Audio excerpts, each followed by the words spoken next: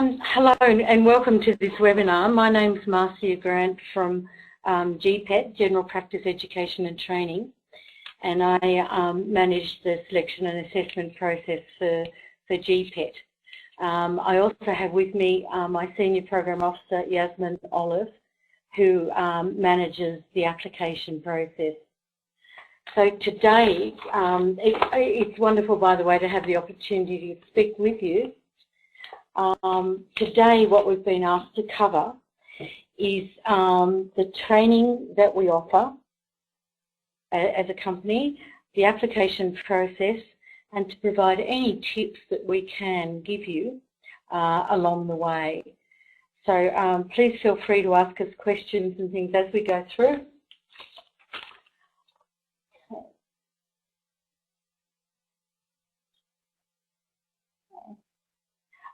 You may be wondering, if you're not familiar, what Agpt is.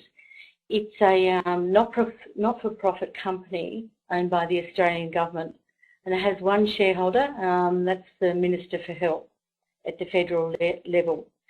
And we're tasked with providing high-quality education and vocational training for general practice. We've got to produce competent and capable GPs and sustainable community benefits through the achievement of Agpt's aims regionally and nationally. And we're also charged with promoting general practice as a career, which isn't difficult because it's a wonderful career. Okay, so put simply, we aim to provide specialist training to junior doctors or doctors seeking to undertake a career in general practice. The training itself is funded by the Australian government, and you can access training on a national basis. That was one key objective that government wanted. Agpt.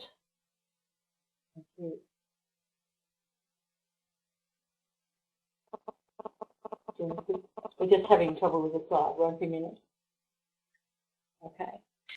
Agpt manages 3 general practice training programs, which we thought we'd inform you about today, because another training program may suit you depending on what stage of your career you're at. The programs are PGPP, which is aims to give doctors who are studying medicine a taste of general practice. So you can do a stint in general practice and you may think, I love this, or you may think, no, I want to be a surgeon. OTDNet is a program for our overseas doctors who need specialised assistance in getting recognition within Australia and to achieve general registration or fellowship. And then there's Agpt, which is the program we're focusing on today, which is a 3-4-year program, totally funded by the federal government. And you can pursue fellowship of the Royal Australian College of General Practitioners or the Australian College of Rural and Remote Medicine. Okay.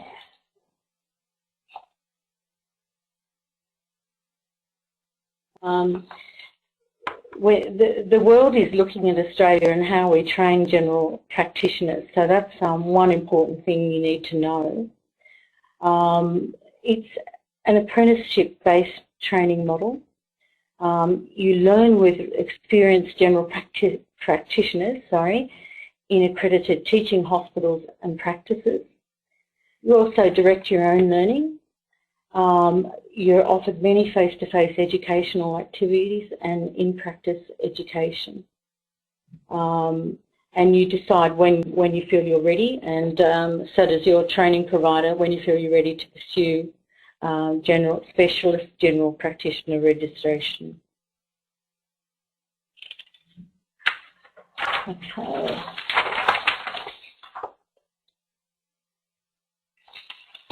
Now, if we focus down to the application and selection process to enter this postgraduate GP training, Just wanted to let you know that it's a competitive and merit-based selection process. We have 1,200 training places available nationwide for the 2015 program. Last year we had over 2,000 applications for 1,200 training places.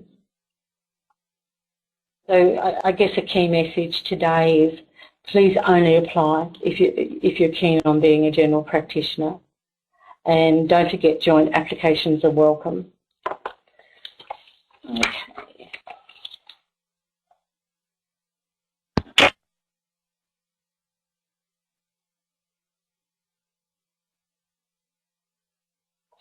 Okay. Now, what do we offer? So the training pathway to specialist registration as a GP and fellowship with one or both of the colleges. Training can also be undertaken towards RACGP's fellowship in advanced rural general practice, and that's called FAR-GP. Now, we offer flexible training that can be full-time or part-time. Continuity of patient care, which is very appealing to people who want to be a GP. Very different model, as you would know, to the hospital-based system. It's dynamic. It's a dynamic knowledge arena and practice arena, and it's team-based medicine as we look forward. It's not a solo GP practice model any longer. You'll be working with other professionals.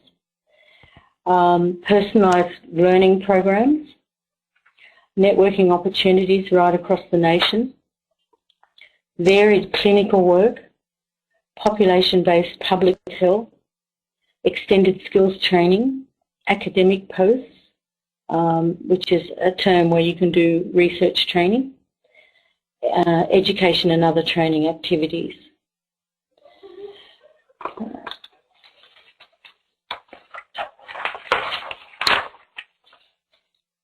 Okay, Yasmin. One of the key things about our program is that we do actually offer and pay for your training. So one of the best things about it is that you don't need to worry about some of your terms and conditions as you would with maybe some other jobs that you go for. So we are bound by the national minimum terms and conditions for GPT-1 and GPT-2 registrars. And that basically means within the first 12 months of community-based training, you're covered by that. And then after the first 12 months, you're able to negotiate your own terms and conditions. So assistance requests in this area can be directed towards an RTP or GPRA.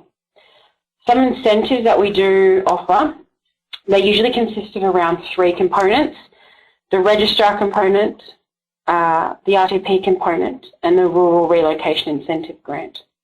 So after the mandatory hospital year, registrars are eligible for the registrar component.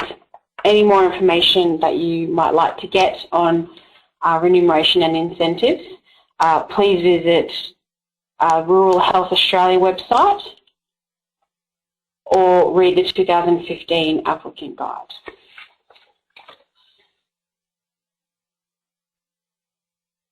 Okay, what we see on the screen at the moment is just a snapshot of I guess it could be a typical training pathway. Now, that's not to say that you have to do it in this order.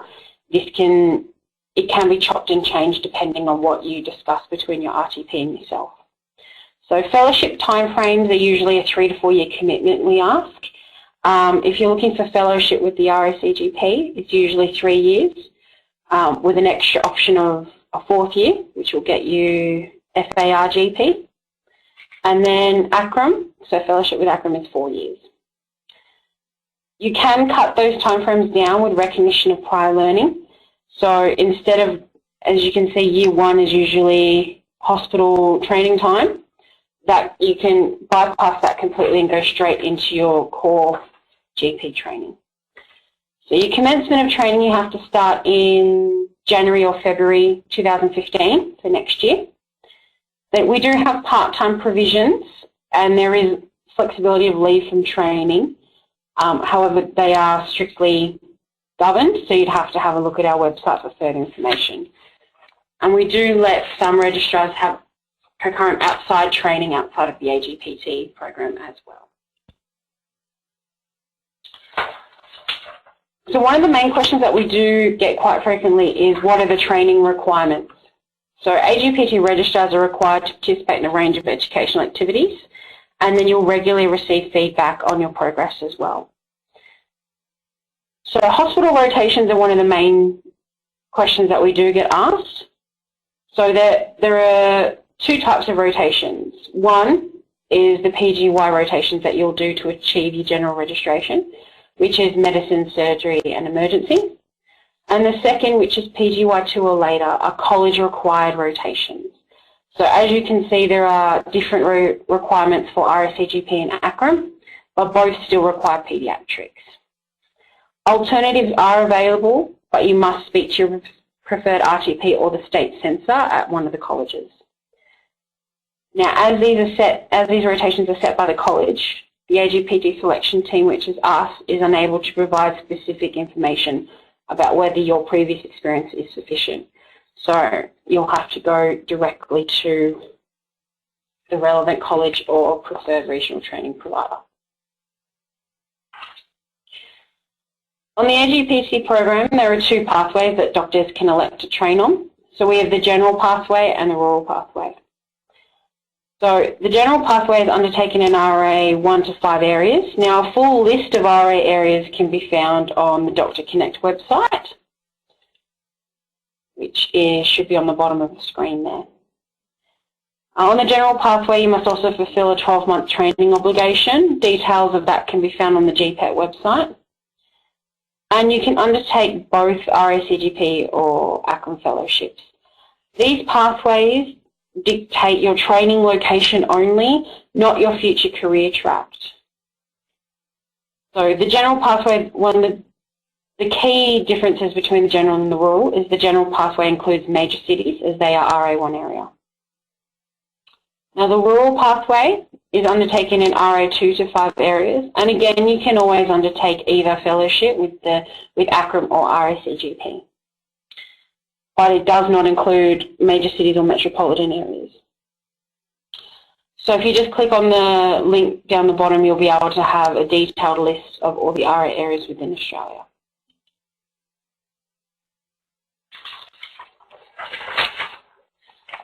So on the AGPT program, your training will primarily be done through RTPs, which are basically 17 RTPs throughout Australia, are regional training providers who are contracted by us to perform the training for us. So most RTPs govern a set area. There are some shared areas down the bottom of Australia, but most have specific areas. If you'd like more information from the RTPs about what areas they do cover, please contact them directly.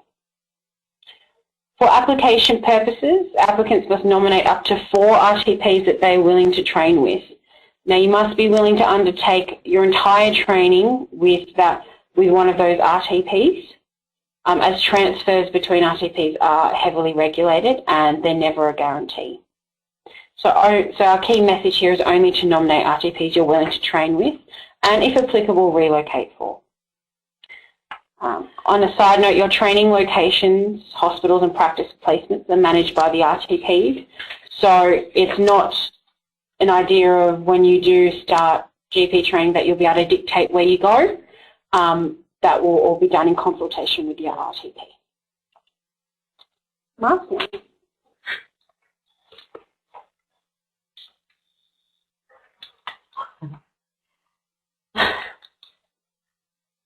Okay. There are 3 phases that apply to people applying to join the program. The very first phase is the application and eligibility check. The application is an online application, you'll probably be pleased to know, and it opens at 10 a.m. On the 14th of April, and it closes at 10 a.m. on the 9th of May 2014, and that's Australian Eastern Standard Time, so that's very important for those of you who are in WA. In the application, you'll be asked for your hospital rotations. You'll be asked to substantiate your medical degree, upload photos and other documents. So it would be wise, just as a tip beforehand, to locate the documents you might need, and you'll be able to get those documents, a list of those documents in the handbook or off the website. Okay. That's phase one. And what we're doing is working out whether people are eligible to join the program. The federal government has imposed certain restrictions on people they will support through the program. If you're eligible, you then go to a national testing centre to do an online situational judgment test. What it's looking at is ethics and also clinical reasoning. And we have a few examples in the applicant handbook, and I will also be having a few examples, a test run with advice on the situational judgment test on the website very shortly. And it's important to learn that there are two types of questions in that test. One's a ranking order. You're given a scenario, one's a ranking order, and one's what would you do next sort of situation. Best to tackle all questions because it's not negatively marked. The situational judgment test this year is a computer-delivered test, and there are locations all around Australia where you can attend those tests. And you can do those tests from the 26th of May to the 16th of June. Just another tip, try and do that as soon as you can, if geography allows you to. The National Assessment Centre is for the multiple mini interview, MMI, and that's the 6th to the 29th of June. And what happens during that is you rotate it around 6 interview stations, and you're asked a question on the 6 competencies that are defined by the Australian Medical Council as vital that you have to be a GP. And it's no secret, one of those questions is why do you want to be a GP? What's your motivation? So that's what it's thinking about. All the information is on the website, those competencies and things. Now what happens is you get a mark out of 50 for the situational judgment test and a mark out of the MMI out of 50, and then those scores are added together. And that forms your ranking. You're ranked in national order from, top achiever to the person who didn't achieve so well.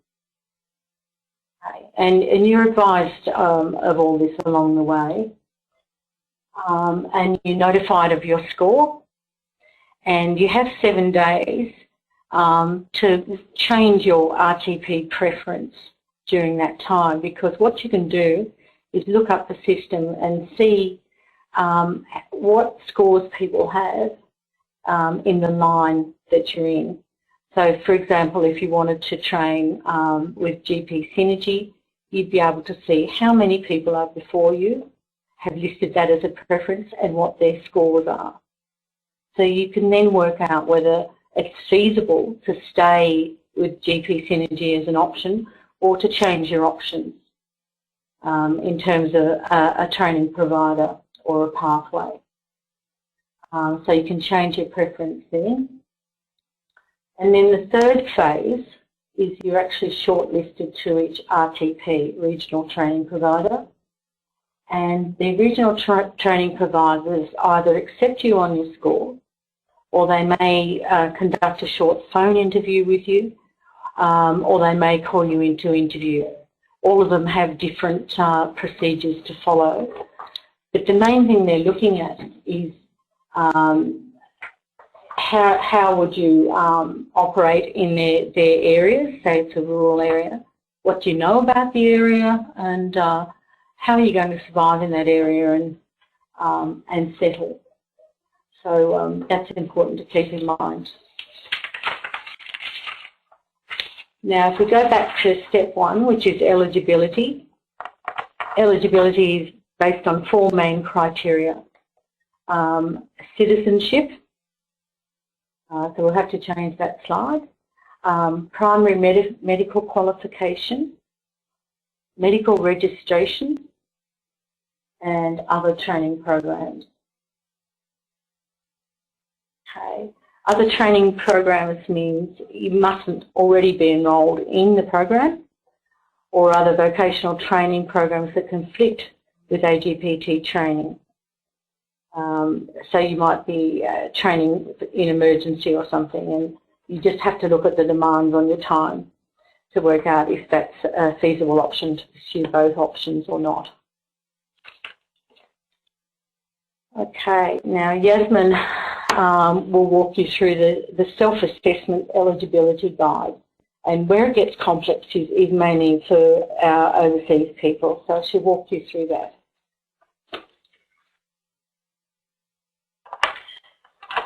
Okay, in order to help doctors assess whether or not they're eligible, we've created this eligibility flowchart.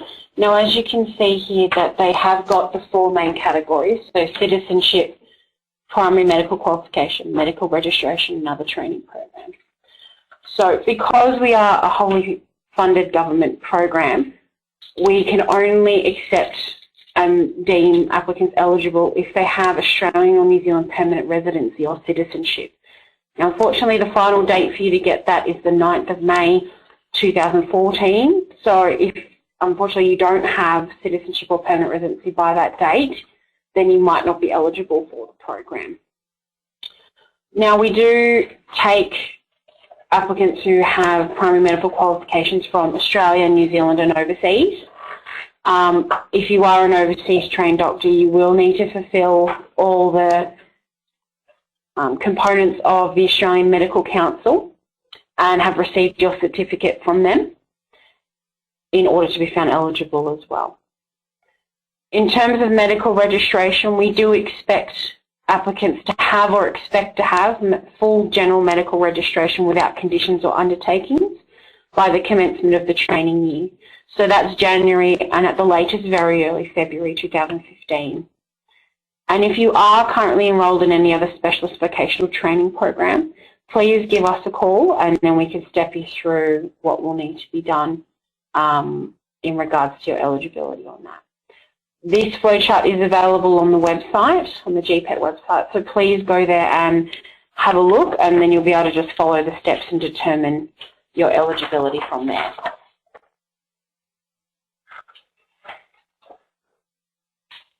Now, Section 19AB of the Health Insurance Act 1973 is also known as the 10-year moratorium. Now, this is particularly important for overseas trained doctors and foreign graduates of an accredited medical school.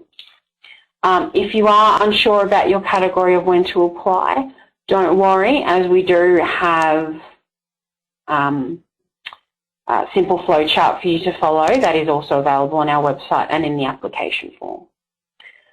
So Section 19AB basically states that for the first 10 years of your medical registration, you will be restricted to the amount of Medicare benefits that you can access. That also means that if you are subject to the moratorium, you must train on the rural pathway only in regards to the Agpt program.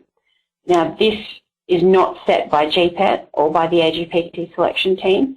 This requirement is set by the Australian federal government, and as such, we need to fulfil that requirement.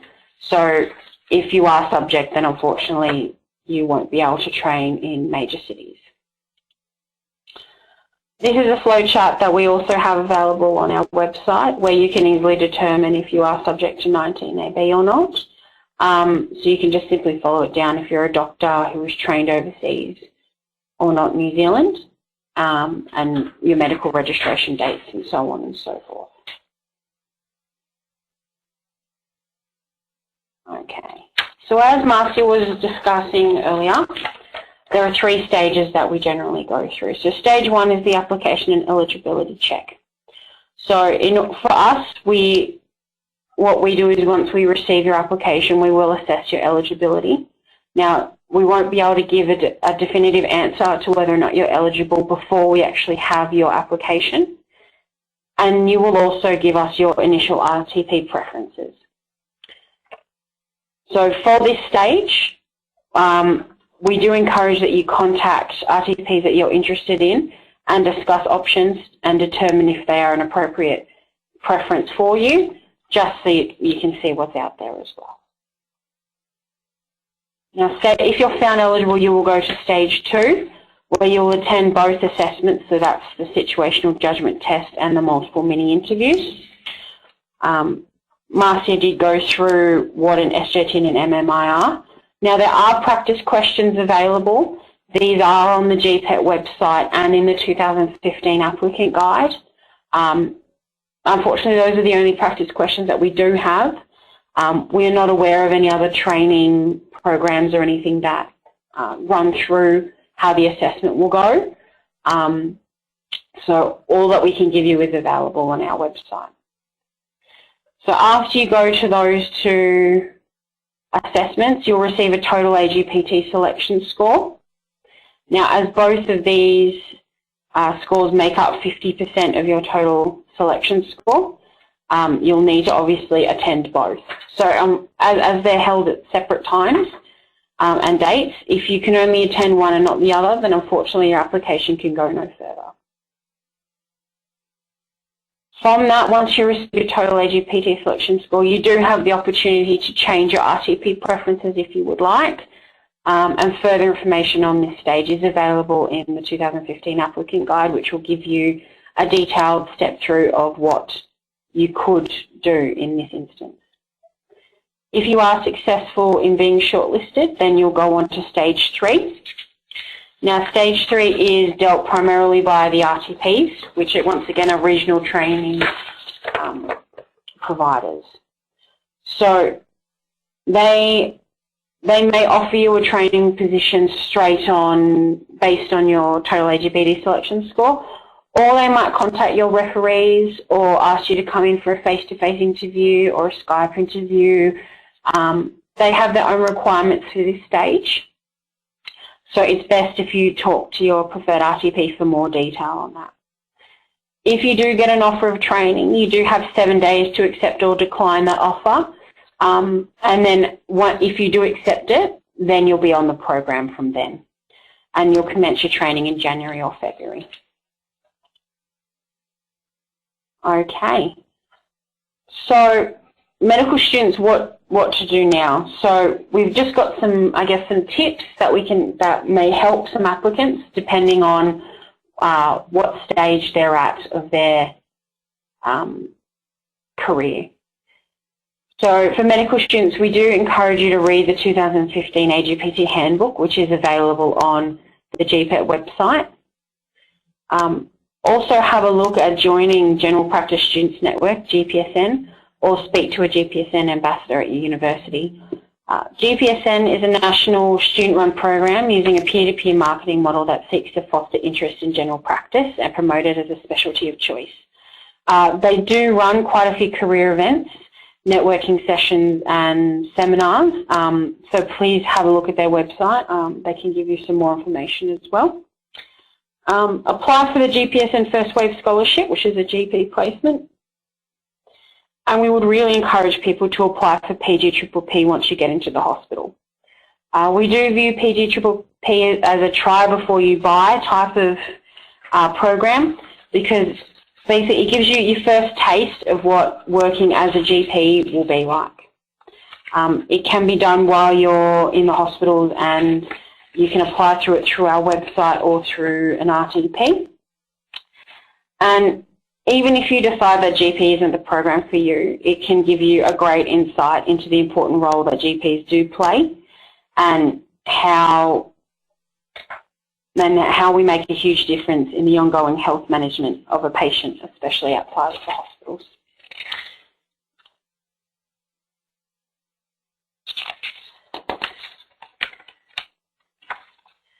So for junior doctors, what to do now? We would really encourage you to read the 2015 applicant guide.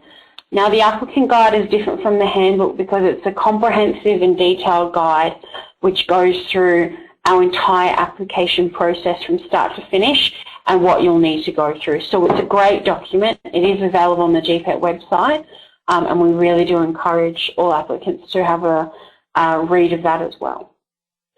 If you have time to try PGPPP as well and join the Going Places network or speak to an ambassador at your hospital.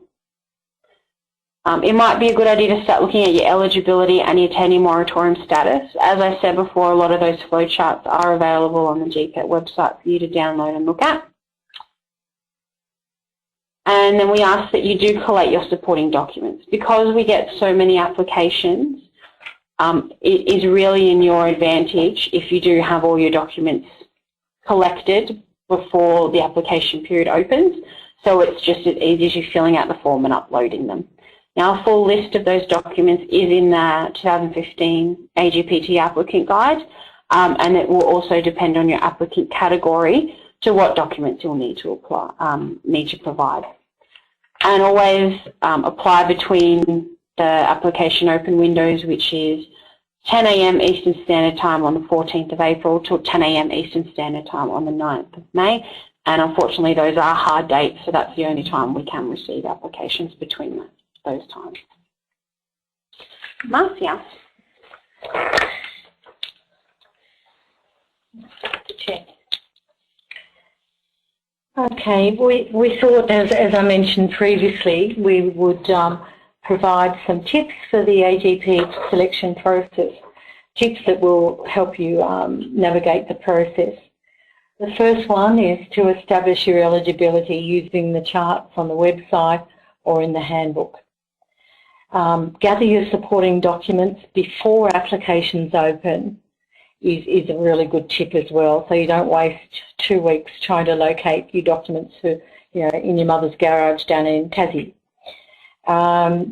Make yourself known to your preferred RTPs. Give them a call, talk with them, and remember you're working out where you want to train, so you want to know what they can offer you, and explore their standard of training.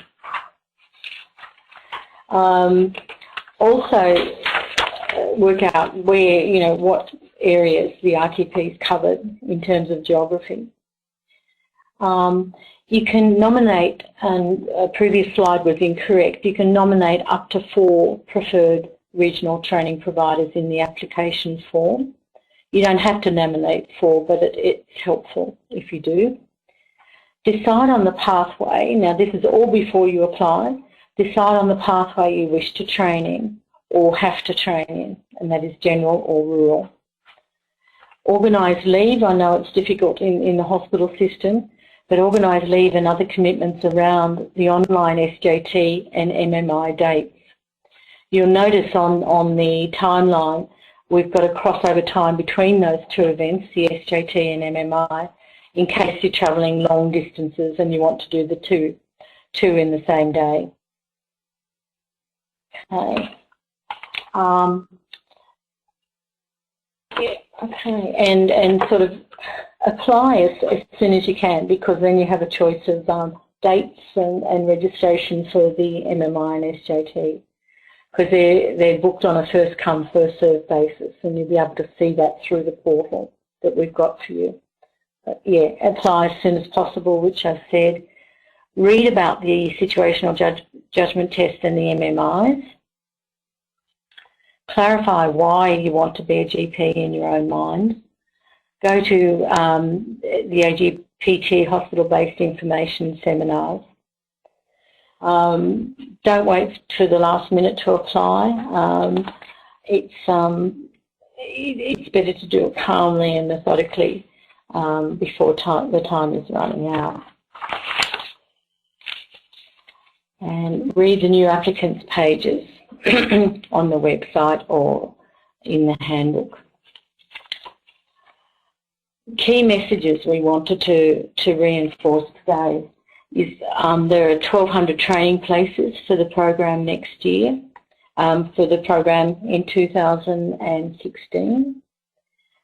There are more than 2,400 people expected to apply.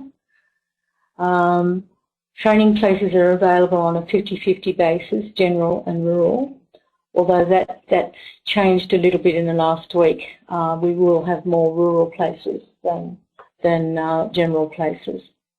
And just wanted to say this is such a unique opportunity to train in a profession that you love and be supported financially and educationally. It's tremendous. If you have a partner, now that might be a spouse, de facto brother, sister, best friend, apply together and nominate the same RTPs. If you're not ready to apply, try PGPPP. We give you a taste. If you select the rural pathway, it doesn't mean that you're working rurally forever. It just means that you have knowledge of the procedures you can perform in GP more than city-based GPs. Join the Going Places network or speak with an ambassador from the network. And we really wish you every success on this journey. I'm sure it will be worth it. If you need any help or any further information, here's the email address. We've got the 1-800-DOCTOR AGPT number. And internationally, unfortunately, you can't dial 1-800. It's the 612-6263-6776. And the website address, www.gpet.com.au. And we'll go to questions. I know that was a lot of information to cover quickly, but if you have any questions, there are some questions. Jenny, I hope I answered your question on joint applicants. Okay. And Alan A, the practice exam.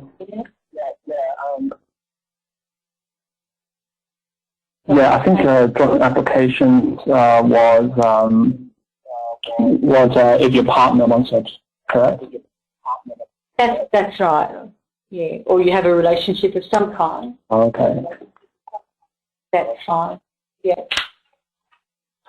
All right. Because this teleconference is being recorded, I'm going to ask if there's any other questions from anyone else to just pop it in the chat box. And I'll read out the questions for Marsha to answer.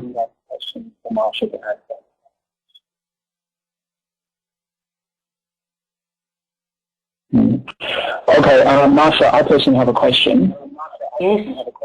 If I am to be traveling overseas quite a fair bit, like say with the army or anything like that on deployment, do I negotiate with my RTP where my sort of what training I go through? You do, and if you're a member, are you a member of the Defence Forces, I would assume? Yes, at the moment, yeah. Yeah, member of ADF, yes, the RTPs are quite used to the redeployments and they adjust your training schedule as needed. So, yeah, you're fully catered for. So you do talk to them. You don't just disappear, but you do talk to them, let them know what's happening, what your posting orders are, and when you come back, you may go somewhere else, but your learning pathway is there for you, and you obviously, being in ADF, have to go in and out of that training.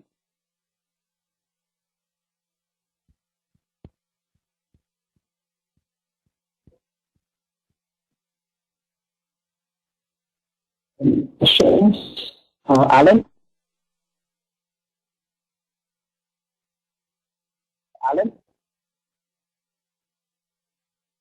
All right.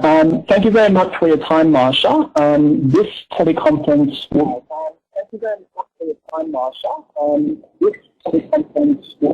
will will be uploaded to the Agpt website as well as RDAA's website as well. The Agpt website as well as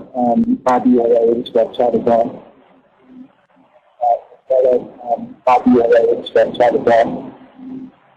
Yeah. I guess I'll call it a day. Yeah.